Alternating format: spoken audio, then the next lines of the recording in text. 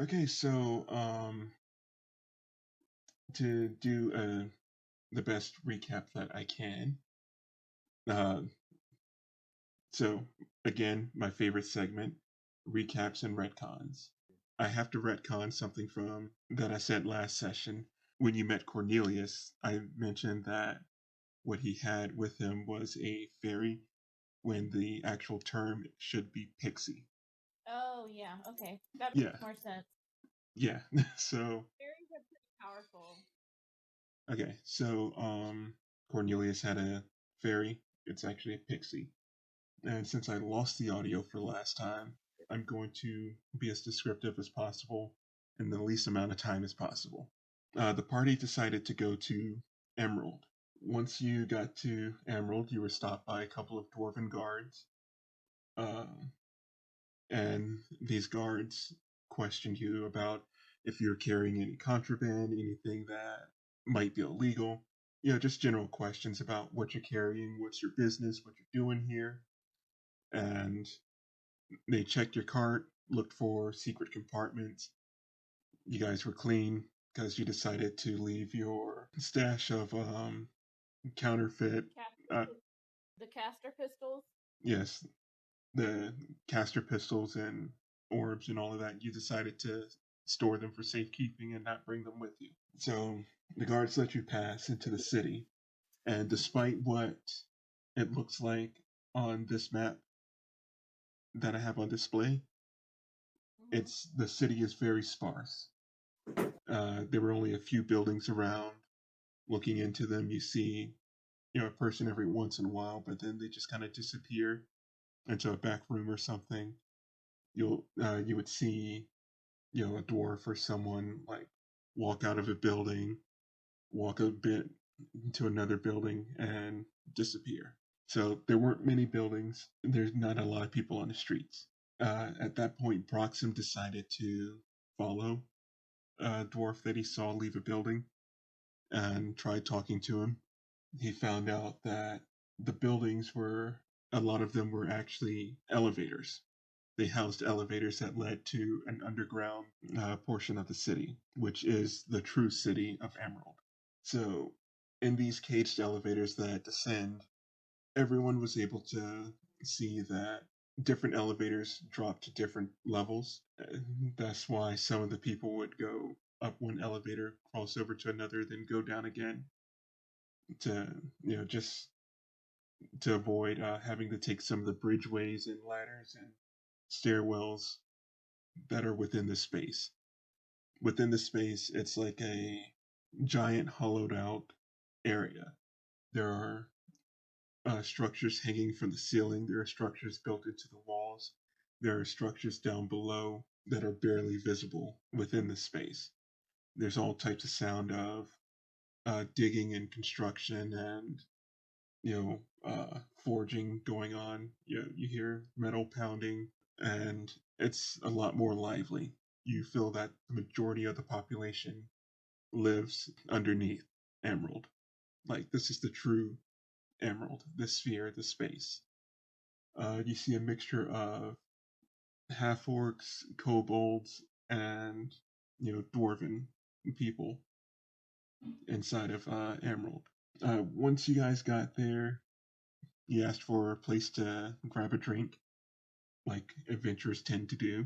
There was a brewery that you went to, run by one Croman Copperbelly, brother to Bruman Copperbelly, who you had met in Charwood.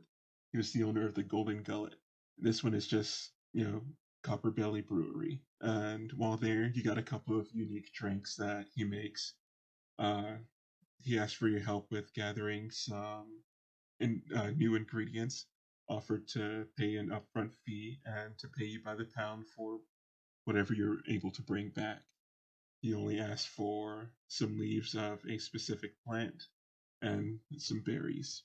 Gave you a pretty good description of what to look for and what to avoid. Broxim, after having a few drinks, had a little trouble with the guards. Ended up getting knocked out. And after, I believe I was about to call you by your real name, your character's name is Zaida.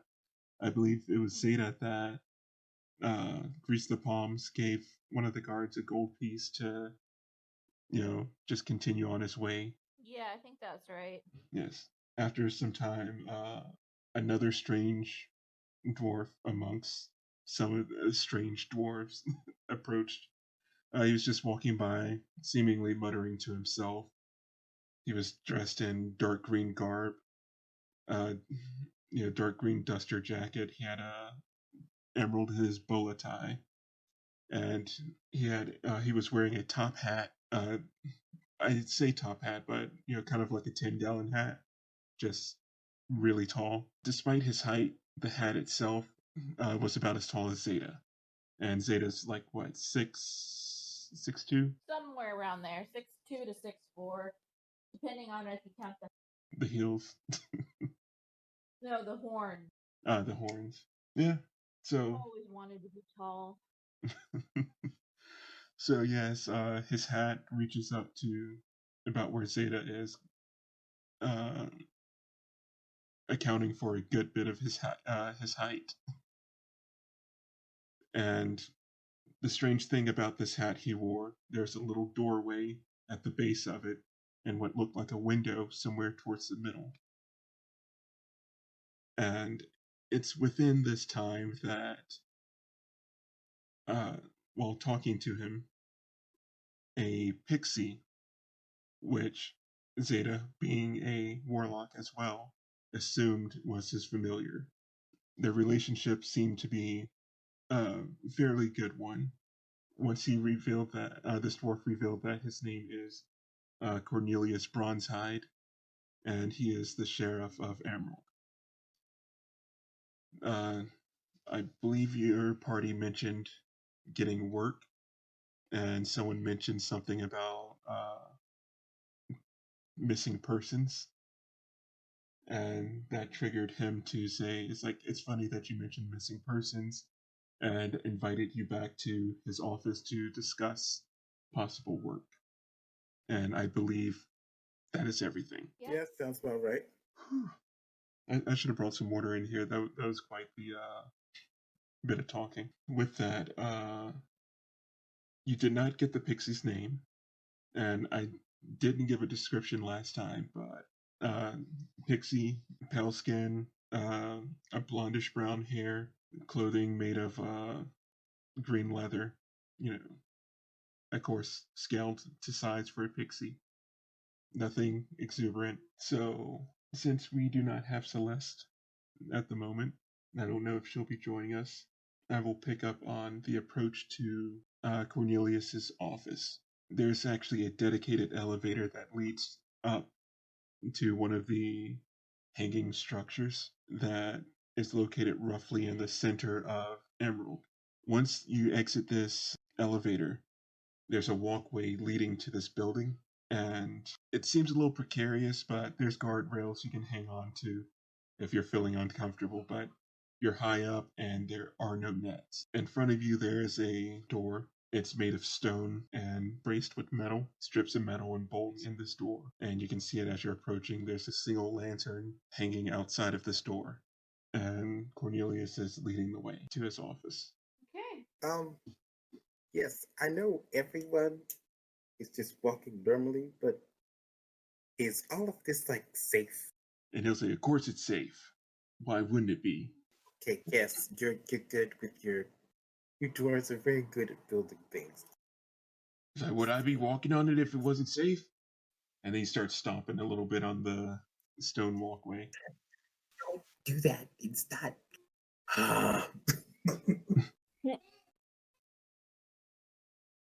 Broxim starts to hyperventilate. You'll hear his pixie speak up, and she'll say, "It's okay. We have very good cleaners around here. If you fall, they'll just scrape you up. Maybe they'll be able to revive you. Maybe." The thought of this does not calm Broxim at all. This is not good. This is not good. I'm just gonna crawl. I'm just gonna crawl. Is that okay? As long as they can get most of you, you'll be fine. Broxim lays down and just starts to crawl on his belly. So, Zeta, how are you taking the heights? You're fine? Zeta's pretending to be fine, but she's a little leery. As you get closer to the door, Cornelius takes out a ring of keys and starts flipping through them. And you hear a large ka-chunk as he's unlocking his office door and opening it. You see him stop for a moment, and in a flash he turns around, caster pistol in hand, and fires a shot behind him. Oh, Jesus! It whizzes past both of you. Some ducks down even further, like down to the ground, that he's pretty much laying on the ground at this point, and covering his head. Why did you do that? He Zeta says, turns around to see what he shot at. so you don't see anything, but you hear Cornelius say, "You damn Duragar! You trying to assassinate me again? Step closer so that lantern can get a real good look at you." And he's pointing to the lantern. Okay. Zeta approaches the lantern. Cornelius says, "Not you. Him. Or them. They. Whatever.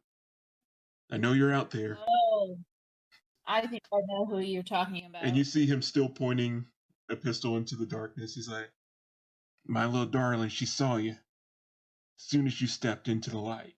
Zeta just says, Vexus? Is that you?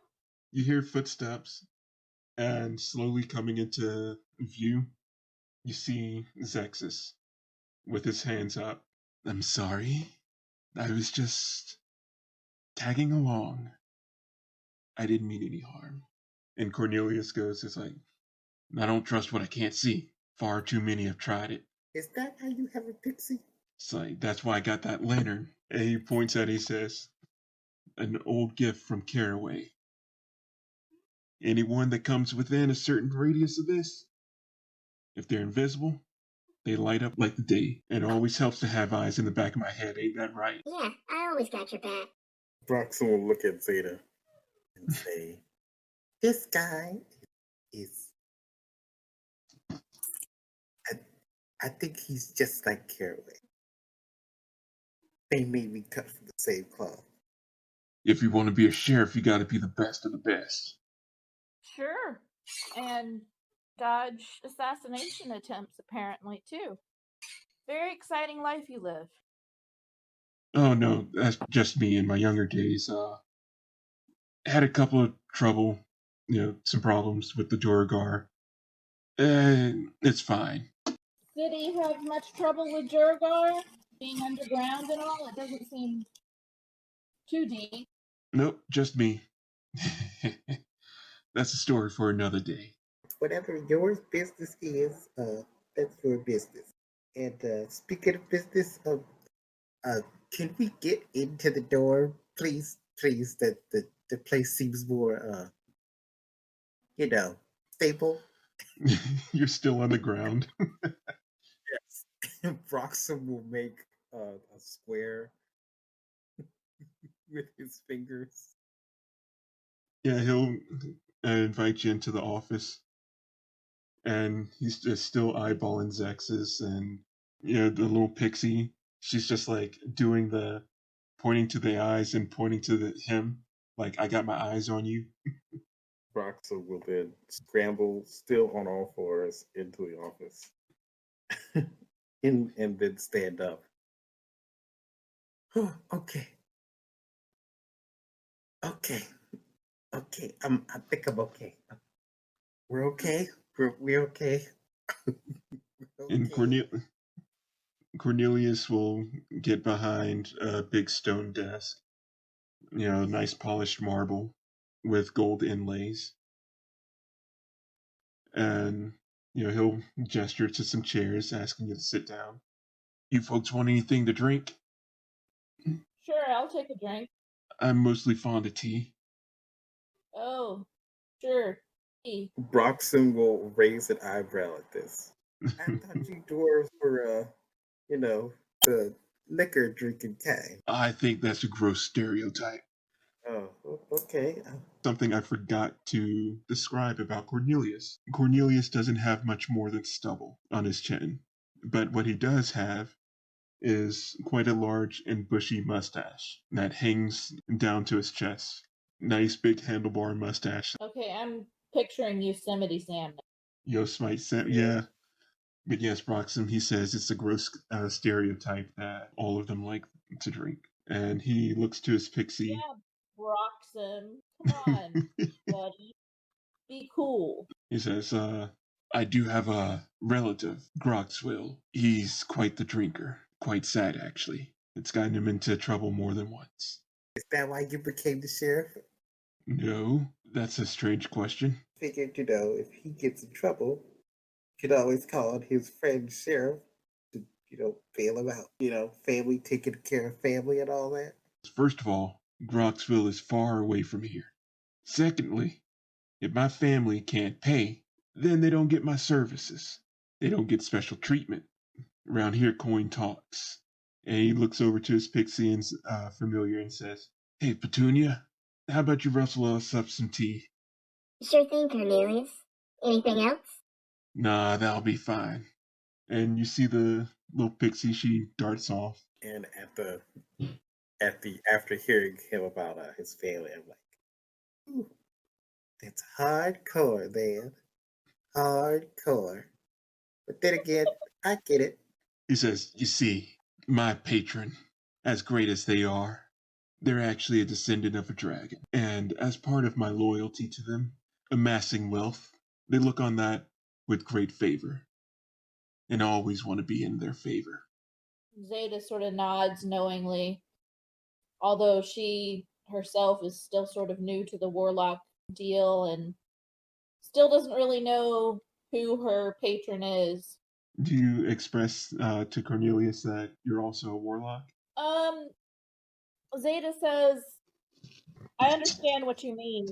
My lady also has high expectations for me, and I would do anything for her. Well, then I guess I can't convince you to join up with my patron. Sorry, no, not gonna happen. He says they're well on their way to godhood. But in my eyes, my lady is a goddess. I've heard about dragons. Interesting characters. Well, my patron's something more. They're a half-dragon of infernal descent. They are wonderful and glorious, and their avarice knows no bounds. Huh. Did I say avarice like with a B? I think I missed. It's avarice, which is That's how I heard it. yeah, which is just greed. Didn't you say you might have a job for us? Yeah. Listen to me here, flapping my gums. He looks over at Zexus, standing in the corner, annoyed that he has to be visible. "What about you? You ever thought about taking on a patron?" And Zexus just kind of shoots a glance.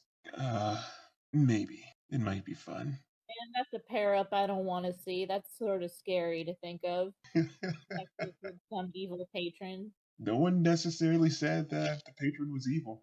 His avarice knows no bounds. There. Oh, sorry. Yeah. Using neutral terms.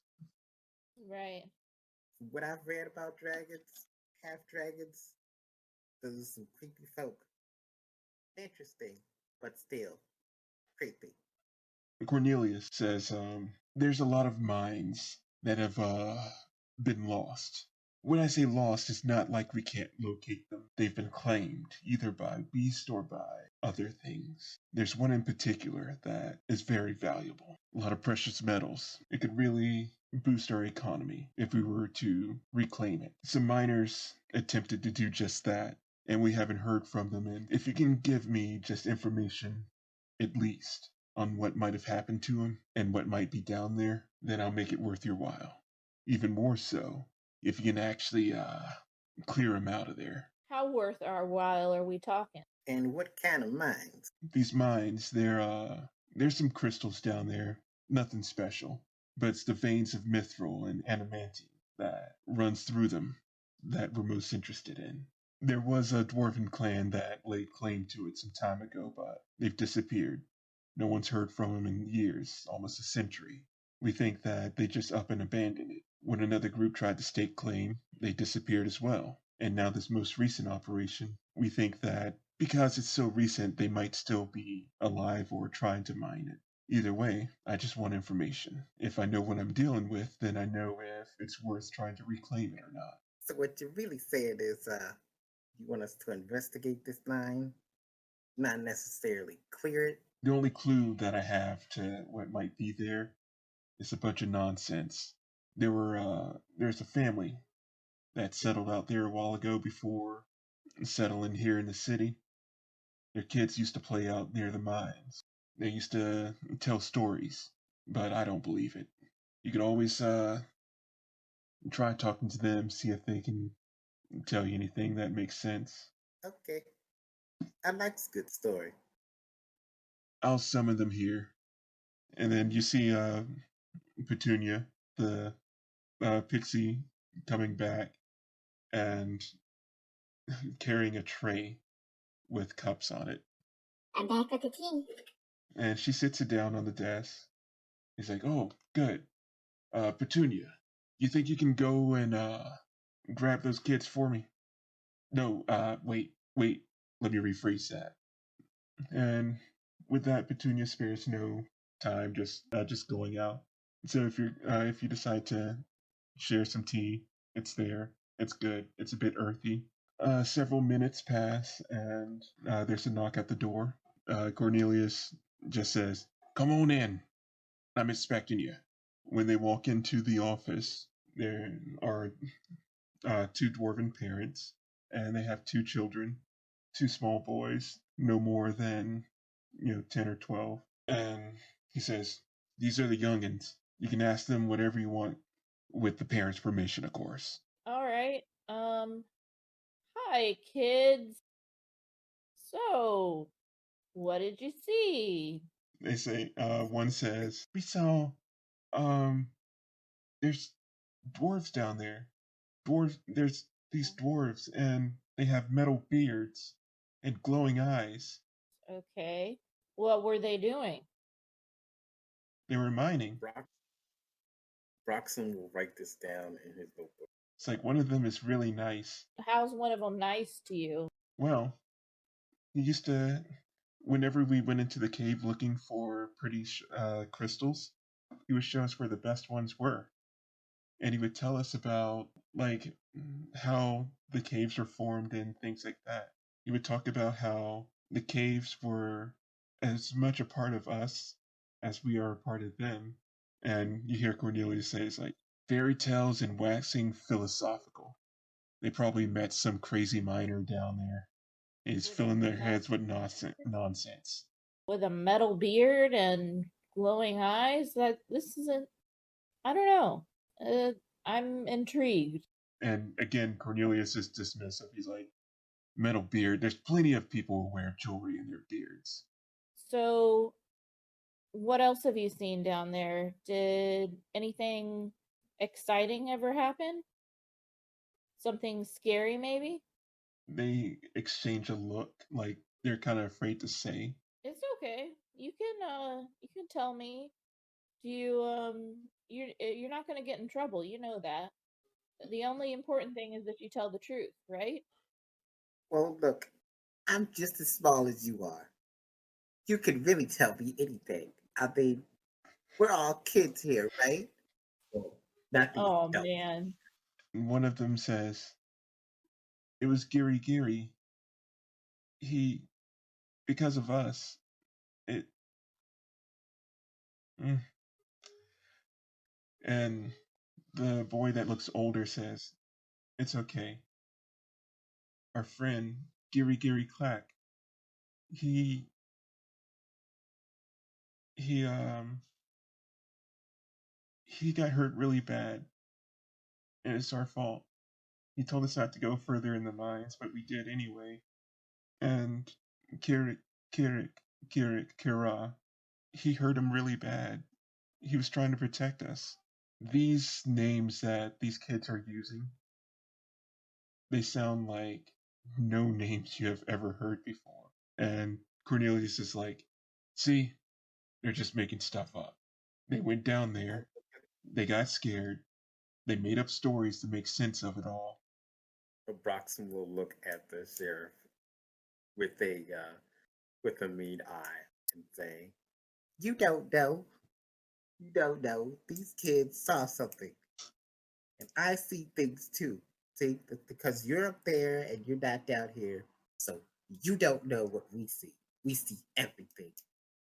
Isn't that right, kids? Being short is good." And the kids say, are you going to go back down there? Are you Yeah, going to the gonna go mine? back down there. If you see Gary Clack, let us know. Just tell him that we're glad that he helped us. We just want him to be okay. And stay away from Karak. Gary Clack. He was silver, with brass bands and a gold heart. Karak.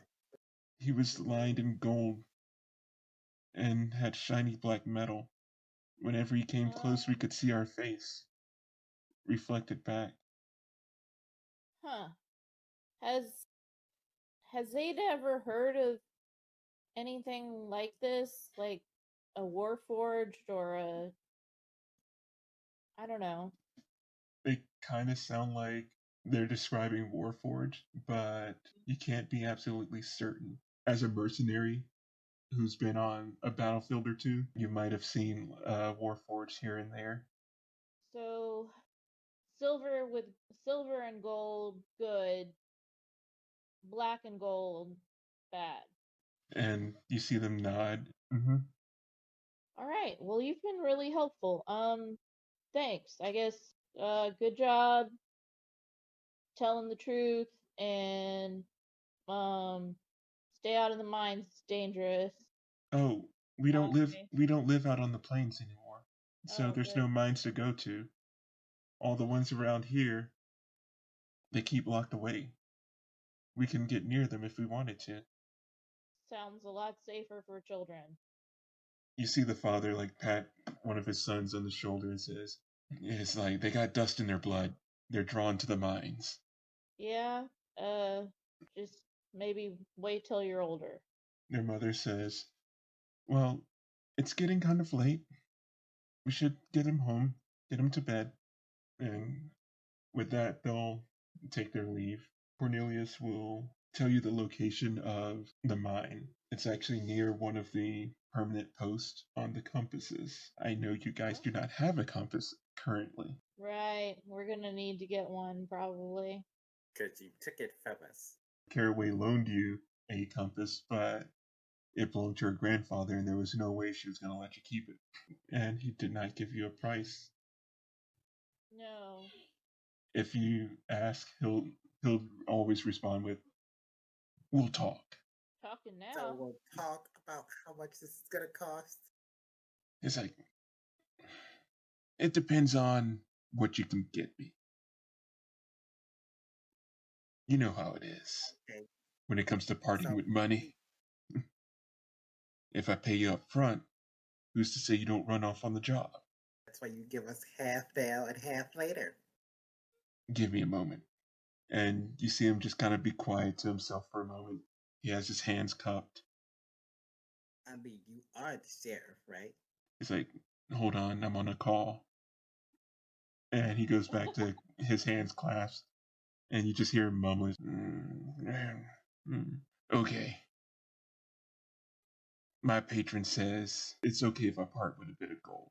Because if we can reclaim the mine, then I can gain even more wealth. So, how's 200 sound?" Good. It's pending on how good the information you give me is. If you can actually Alright. clear out everything in there to the point where we can start operations again, then there would be more in it for you. Because it's quite the valuable mine. 500 gold. If it's very valuable, to where you could start operations. It's like the cost of startup alone is nothing cheap. So another 200 if you clear it. 250. 225. Broxim will look at his feet. 230. Final offer. All right, 230. Deal. Deal. And he puts his hand out to shake on it. Broxim will shake. You feel a slight heat to his touch as you're shaking his hand. He says, "My patron has also concluded that this is a binding contract, so you will be paid what you are owed. I'll part with 100 for now." That's not what you said. You said 200. I said for now. I didn't say that I'd give it all to you at once. Like you said, half now, half later. My patron deems the terms acceptable, and I agree with them. Fine. Zexus seems intrigued. He's like, and he says, "So you just have a direct line with your patron whenever you want? That's one of the benefits of an up-and-comer. My patron, they're working their way to divinity. They're plenty powerful, but they need more folks to join them to help increase their power." And Zexus says, "We'll talk." And that's all Zexus has to say. He's kind of interested. That was some good shooting you did earlier. I've never really encountered these sort of weapons before, and I've been a soldier for a while and never really encountered them before I got here to Terralina. Yeah, there's something unique to Terralina. We don't often really let them leave the territory. They actually come from some druids. They call themselves sages. They're from the land of Saw. They created these things for their own casting. One of them, he's quite generous. He applied his research to some old magic and was able to come up with these weapons that anyone can use. So it's like one that you don't have to necessarily be a caster to use, but they have their limitations. Each one unique to the person that wields it. They're beautiful things. And you see him just like admiring one of his caster pistols, which looks very different from the ones that you guys have found. This one seems more sleek, and the glass sphere that would normally be attached to the bottom doesn't seem to be there. And if you're looking at the handle as he's twirling this around and showing it off, between the twisted roots, the twisted vines on the handle, you can see some light and some glass, and you think that might be where its power source is. Where does one acquire these? They're not cheap. We sell them here in Emerald at some specialty shops, but I've heard that there's some knockoffs that have been going around. They're dangerous, and if you find any, I say turn them in. Turn them into just one of the sheriffs, or One of the sheriffs will be glad to take him. You hear footsteps, like running towards the door. And I'm telling you now, this is a result of something I rolled the last time we played. So, remember when I just rolled a die and I was like, oh, that's interesting. So, this is the payoff. You hear frantic knocking at the door. Go ahead, come in. It's one of the guards. He's just like, sir, we got a situation above ground. There was an explosion out in the plains. He's like, oh boy. Okay, and magical explosion, huge. Oh boy. Okay, what do you think happened? Remember, Caraway? She was talking about Amos had a bunch of stored knockoff caster pistols and spheres. He's like, yeah. What about him? He blew himself up. It's like someone did. I guess some of his associates tried transporting them before Caraway could raid the building. I guess they ruptured something and one of the carts blew up. Can't say what happened to the rest of them. Just know that there's a good-sized crater and a couple of broken wagon parts around. The governor has all hands on deck to investigate. They say, well, if you folks take care of that mission, I got some other work to do. Yeah, sounds Sounds like about, busy. You're a yeah, busy guy. that don't sound too good. But hey, that's on you, Sheriff. Yes, that's on the sheriff. He goes, Petunia, let's go. He opens up the little door on his hat. All right, I'm on my way. She flies into his hat, and he heads out the office. He's like, come on, can't leave you here alone. And once you're all out the office, he'll lock up behind himself. He'll let you know that if you don't have a compass, though, with the conditions of the plains right now, he can tell you how to get there without a compass. But you'll have to be back before everything shifts again. Because if it does, those landmarks that you use are going to be gone. So tell us how to get there now. Like I said, he tells you. I'm not going to go through like all the steps, but he tells you how to get there. But I think we'll pick it up next week. But above game, what I rolled for last time was to see if they safely transported all of the stuff from the basement. And and I rolled low. Roll what? Yeah, I rolled low, and it's like, yeah, they're gonna lose one of these carts. And of course, your people are still on the way because you messaged them. So by the time they should be in Terralina by the time you guys finish up with the whole cave ordeal.